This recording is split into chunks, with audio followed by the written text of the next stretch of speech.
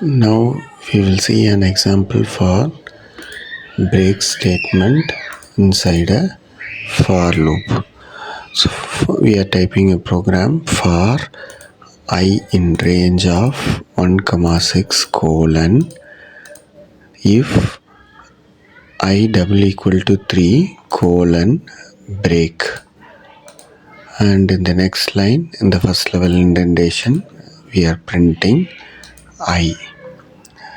So when I run this program, I will get the output as 1, 2.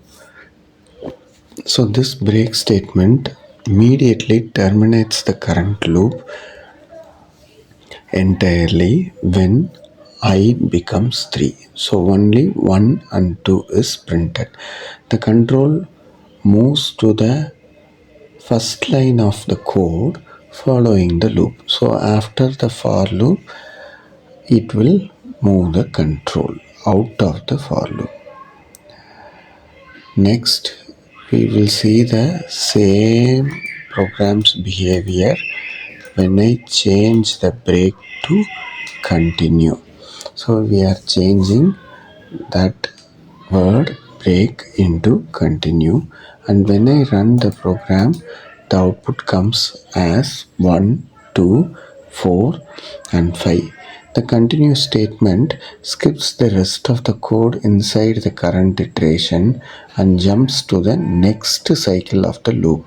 So that is when it encounters 3. If I double equal to 3, it skips that current iteration and goes with the next cycle of the loop.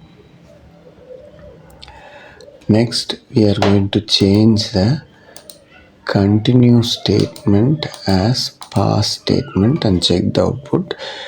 When it is run, it is printing the output as 1, 2, 3, 4, 5. So this pass statement is a null operation or no operation statement. So nothing will be done when this pass statement is executed. It allows the program to continue running as if the condition does nothing.